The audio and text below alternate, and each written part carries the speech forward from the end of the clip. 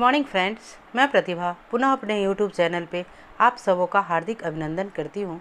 मित्रों, आज मैं बीएड सेकेंड ईयर से कोर्स CC8 ज्ञान एवं पाठचर्या, इसे पाठ्य पुस्तक से आप क्या समझते हैं, पाठ्य पुस्तक से आप क्या समझते हैं, आधुनिक समय में पाठ्य पुस्तक के गुण एवं दोष की समीक्षा करें। यानी पाठ्य पुस्तक के गुण एवं दोष की समीक्षा करें। तो सबसे पहले हम पाठ्य पुस्तक को जानेंगे, उसके अर्थ को जानेंगे ना, तभी उसकी गुण दोष की समीक्षा कर पाएंगे। तो हम पाठ्य पुस्तक के अर्थ पे चलते हैं। किसी विषय के ज्ञान को जब एक स्थान पर पुस्तक के रूप में संगठित ढंग से प्रस्तुत किया जाता है तो उसे ही पाठ्य पुस्तक की संज्ञा दी जाती है। यानी किसी भी विषय के ज्ञान को जब एक स्थान पर पुस्तक के रूप में संगठित किया जाता है, एक स्थान पर किसी मैटर को यानी किसी विषय वस्तु को एक जगह संगठित किया जाता है, संगठित करके प्रस्तुत किया जाता है, उसी को पाठ्य पुस्तक की संज्ञा दी जाती है या पाठ्य पुस्तक कहा जाता है। पाठ्य पुस्तक के अर्थ को सुस्पष्ट करने के लिए कुछ विद्वानों के कथनों को प्रस्तुत करना यहाँ स्पष्ट दिखाई पड़ रहा है। कुछ विद्वान जो है इसके अर्थ को स्पष्ट जो है इस प्रकार से कर रहे हैं। आधुनिक शिक्षा प्रणाली में पाठ्य पुस्तक का महत्व सर्वविदित है या सब जान रहा है। पाठ्य पुस्तकों का महत्व पाठ्य पुस्तक की वास्तविक रूपरेखा को पाठ्य पुस्तक के द्वारा ही विस्तार किया जाता है। यानी इसकी जो रूपरेखा है इसको इसी के द्वारा विस्तार किया जाता है या बढ़ाया जाता है, जिससे वह शिक्षक एवं शिक्षार्थी दोनों के लिए सुगम या सरल हो जाता है। सीखने के अनुभव में पाठ्य पुस्तक का महत्वपूर्ण स्थान है। सीखने के अनुभव में या सीखने में पाठ्य पुस्तक का जो है महत्वपूर्ण स्थान होता है। पुस्तकों के माध्यम से अतीत के ज्ञान तथा अनुभवों को संचित किया जा सकता है। अतीत के ज्ञान को संचित किया जा सकता है किसके माध्यम से? तो पाठ्य पुस्तक के माध्यम से, जिससे आने वाली पीढ़ी उसका उपयोग करके लाभान्वित हो सके। यानी वह संचित रहता है, इतिहास जो बना रहता है उससे क्या होता है, हमारे जो आने वाली पीढ़ी है उसे वह अनुग्रह करते हैं, उपयोग करते हैं, प्रयोग करते हैं और उससे लाभ उठाते हैं। इस प्रकार एक अच्छी पाठ्यपुस्तक शिक्षण प्रक्रिया में निर्देशन का कार्य करती है, यानी रास्ता दिखाने का कार्य करती है। अध्ययन या अध्यापन की दृष्टि से शिक्षक और शिक्षार्थी दोनों के लिए ये महत्वपूर्ण है। अब हम आते हैं, ये हो गया पाठ्यपुस्तक के अर्थ। बच्चों, पाठ्यपुस्तक के अर्थ में अगर कहीं कोई आपको प्रॉब्लम लगे तो आप हमें कमेंट करके बता सकते हैं। अब हम चलते हैं पाठ्यपुस्तक की परिभाषा पे। पाठ्यपुस्तक की परिभाषा जो है इस प्रकार है। हैरो लीकर के अनुसार पाठ्यपुस्तक ज्ञान, आदतों, भावनाओं, क्रियाओं तथा प्रवृत्तियों का संपूर्ण योग है। हैरो लीकर जो है इनका कथन है कि पाठ्यपुस्तक जो है ज्ञान का, आदतों का, भावनाओं का, क्रियाओं का तथा प्रवृत्तियों का संपूर्ण योग है। नेक्स्ट है हॉलक्वेस्ट के शब्दों में। हॉलक्वेस्ट कहते हैं कि पाठ्यपुस्तक शिक्षण अभिप्रायों के लिए व्यवस्थित प्रजातीय चिंतन का एक अभिलेख है। इनका कहना है कि यह जो है पाठ्यपुस्तक अभिप्रायों के लिए व्यवस्थित प्रजातीय चिंतन का अभिलेख है। नेक्स्ट है लेंज के अनुसार। लेंज का कहना है यह अध्ययन क्षेत्र की किसी शाखा की एक प्रमाणिक पुस्तक है। अध्ययन क्षेत्र की किसी एक विशेष शाखा की प्रमाणित पुस्तक है। नेक्स्ट जो शिक्षा शास्त्री है डगलस के अनुसार। डगलस कहते हैं, अध्यापकों के बहुमत ने अंतिम विश्लेषण के आधार पर पाठ्यपुस्तक को वे क्या और किस प्रकार बढ़ाएंगे की आधारशिला मानते हैं। यानी अध्यापक जो विश्लेषण करते हैं या बहुमत देते हैं, उसके आधार पर पाठ्यपुस्तक को जो है किस प्रकार बढ़ाया जाए या किस प्रकार बढ़ाकर उसका आधारशिला फिक्स किया जाए या माना जाए, वो निर्धारित होता है। नेक्स्ट है बेकन के अनुसार। शिक्षा शास्त्री बेकन के अनुसार, बेकन जी का कहना है कि पाठ्यपुस्तक कक्षा प्रयोग के लिए विशेषज्ञों द्वारा सावधानी से तैयार की जाती है। यह शिक्षण युक्तियों से भी सुसज्जित होती है। यह क्या है? शिक्षण उक्तियों से भी सुसज्जित होती है। अब हम पढ़ लिए पाठ्यपुस्तक के अर्थ, उसके बाद परिभाषा। अब हम पाठ्यपुस्तक के गुण पर प्रकाश डालेंगे कि पाठ्यपुस्तक की गुण या विशेषता क्या है।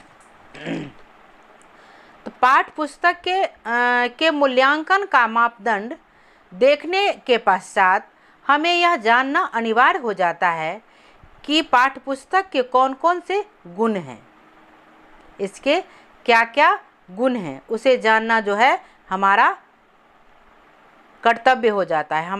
हमें जानना ये जो है महत्वपूर्ण हो जाता है। पाठ्यपुस्तक के गुण कुछ इस प्रकार हैं, ये पॉइंट में दर्शाया गया है। पहला पॉइंट है, इस प्रणाली में शिक्षकों के द्वारा आदर्श वाचन किया जाता है तथा छात्रों के द्वारा अनुकरण वाचन, स्वास्वर वाचन आदि किया जाता है। अब ये देखिए क्या कह रहा है कि इस प्रणाली में शिक्षकों के द्वारा, अध्यापकों के द्वारा आदर्श वादन किया जाता है, आदर्श वाचन किया जाता है तथा छात्रों के द्वारा अनुकरण वाचन एवं शास्वर वाचन किया जाता है। यानी शिक्षक यहाँ क्या करते हैं? आदर्श वाचन करते हैं, यानी किसी पुस्तक से किसी टॉपिक का वो व्याख्यान करते हैं और छात्र क्या करते हैं? इसको अनुकरण करते हैं, इसको स्वास्वर वाचन करते हैं, यानी उसका अनुकरण करके जो है वह अपने शब्दों में उसका व्याख्यान करते हैं। ठीक है। उसके बाद है सेकेंड पॉइंट जो है, नवीन शब्दावली सरलता से ग्रहण किया जाता है।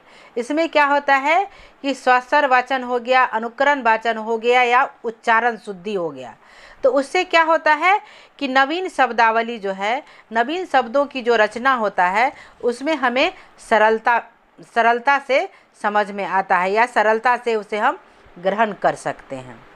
तीसरा पॉइंट है, पाठ्यक्रम नियमित रूप से चलता रहता है। अगर हम सभी कौशल का प्रयोग करते हैं तो क्या होता है कि हमारा जो पाठ्यक्रम होता है वह नियमित रूप से चलता रहता है। नेक्स्ट पॉइंट है, पुस्तक का लेखक विषय का पूर्ण ज्ञाता हो, यानी जो पुस्तक लिखा हो, यानी पुस्तक का जो राइटर है वह विशेषज्ञ हो, यानी अपने सब्जेक्ट का वह ज्ञाता हो। इसके अतिरिक्त वह व्यावसायिक प्रशिक्षण भी प्राप्त किया हो, जिससे वह छात्रों के रुचि, रुझान आदि बातों को आसानी से प्रस्तुत कर सके या समझ सके। तो कहने का मतलब है कि शिक्षक जो है प्रशिक्षित भी हो, यानी प्रशिक्षण भी प्राप्त किया हो। उससे क्या होगा? प्रशिक्षण किए हुए शिक्षक जो है वो बच्चों का मूल्यांकन भली भांति कर लेते हैं, उसके रुचि रुझान को भली भांति समझ लेते हैं। नेक्स्ट है, पाठ्यपुस्तक की भूमिका ऐसी होनी चाहिए जिससे पाठकगण उसके मुख्य गुणों को ग्रहण कर सके, यानी उसका जो उद्देश्य होता है, उसका जो लक्ष्य होता है। तो पाठ्यपुस्तक की भूमिका ऐसी सरल होनी चाहिए जिससे पाठकगण जो है उसके मुख्य गुणों को आसानी से ग्रहण कर सके। नेक्स्ट पॉइंट है, पाठ्यपुस्तक सामाजिक अध्ययन के शिक्षण के लक्ष्यों तथा उद्देश्यों को ध्यान में रखकर लिखी जानी चाहिए। यानी पाठ्यपुस्तक सामाजिक अध्ययन यानी सोशल साइंस के शिक्षण के लक्ष्यों तथा उद्देश्य को भी ध्यान में रखकर लिखी गई हो। यानी हमारी जो सामाजिक शिक्षा है उसको ध्यान में रखते हुए इसका जो है लेखन कार्य किया जाना होना चाहिए। नेक्स्ट, ये तो हम पढ़ लिए पाठ्य पुस्तक के अर्थ, परिभाषा, गुण। अब हम पढ़ेंगे पाठ्य पुस्तक के दोष। गुण पढ़ लिए, अब क्या पढ़ेंगे? दोष पढ़ेंगे। तो बच्चों, ये पाठ्य पुस्तक के जो दोष है ये भी पॉइंट में ही हैं। तो पहला पॉइंट है, इस शिक्षण प्रणाली में शिक्षण आदर्श वाचन तो करते हैं पर छात्र सही से अनुकरण नहीं करते हैं। दोष यही है कि शिक्षक को तो यह बताया गया है कि छात्रों को जो है आदर्श वाचन के प्रारूप ही शिक्षा ग्रहण करवाना है। वो तो आदर्श वाचन करते हैं परंतु छात्र जो है उसका अनुकरण सही से नहीं कर पाते हैं। नेक्स्ट पॉइंट है, नवीन शब्दावली सरलता से ग्रहण नहीं करता है। यानी नवीन जो शब्दावली है उसको वह सरलता से समझ नहीं पाते हैं या समझते भी हैं तो ग्रहण नहीं करते हैं। उनका दिमाग जो है घुमा रहता है, कहीं अन्यत्र रहता है। नेक्स्ट थर्ड पॉइंट जो है, पाठ्यक्रम अनियमित रूप से चलता है। उसमें जो है छात्रों का जो पाठ्यक्रम है वह नियमित नहीं होता, वो अनियमित हो जाता है। उसके बाद फोर्थ पॉइंट है, इसमें लेखक को विषय का पूर्ण ज्ञान नहीं होता है जिससे वो बालकों की रुचि रुझान को नहीं समझ पाते। अब गुण में क्या है कि उसमें जो है इसके जो पाठ्य पुस्तक के जो लेखक होते हैं, राइटर होते हैं, वो विषय के ज्ञाता होते हैं। और दोष में क्या होता है कि वो विषय के ज्ञाता नहीं होते हैं जिससे वह छात्रों के रुचि रुझान को समझ नहीं पाते हैं या मूल्यांकन नहीं कर पाते हैं। नेक्स्ट पॉइंट है, पाठ्य पुस्तक की भूमिका सही नहीं होने के कारण छात्र इसके गुणों से वंचित रह जाते हैं। इसकी भूमिका जो है, इसका लक्ष्य जो है, उद्देश्य जो है वह सही नहीं रहने के कारण बच्चे जो है रास्ते से भटक जाते हैं या उसके गुण से वंचित रह जाते हैं। नेक्स्ट पॉइंट है, पाठ्य पुस्तक किसी भी विषय के लक्ष्य उद्देश्य को ध्यान में रखकर नहीं लिखा जाता है। यानी गुण में क्या कह रहा है कि वो सोशल साइंस, सामाजिक अध्ययन को ध्यान में रख के निर्माण किया जाए। और इसमें क्या है, इसमें कोई सब्जेक्ट का यानी किसी विषय को जो है ध्यान में रखकर यह नहीं किया जाता है। यही तो इसका दोष है। नेक्स्ट है, अब हम पढ़ लिए क्या, पाठ्य पुस्तक के अर्थ, परिभाषा, गुण और दोष। अब पढ़ते हैं पाठ्य पुस्तक के प्रकार। ठीक है, तो पाठ्य पुस्तक के प्रकार, पाठ्य पुस्तकों को समानतः 6 वर्गों में वर्गीकृत किया गया है। पाठ्य पुस्तक को 6 भागों में बांटा गया है जो इस प्रकार है। पहला है सामान्य पाठ्य पुस्तक। अब 6 भाग में जो बांटा गया है, 6 खंडों में जो इसे विभाजित किया गया है वो इस प्रकार है। पहला है सामान्य पाठ्य पुस्तक, दूसरा है पाठ्यक्रम पर आधारित पाठ्य पुस्तक, तीसरा है संदर्भ पाठ्य पुस्तक, चौथा है सहायक पुस्तकें व कार्य पुस्तिकाएँ, सहायक पुस्तकें व कार्य पुस्तिकाएँ, और पांचवा है शिक्षक मार्गदर्शिकाएँ, तथा छठा जो है शिक्षकों की सहायक पुस्तिकाएँ या पुस्तकें, शिक्षकों की सहायक पुस्तिकाएँ। तो ये 6 जो पॉइंट हैं ये पाठ्य पुस्तक के प्रकार हैं। तो अब हम आते हैं पहले प्रकार पे।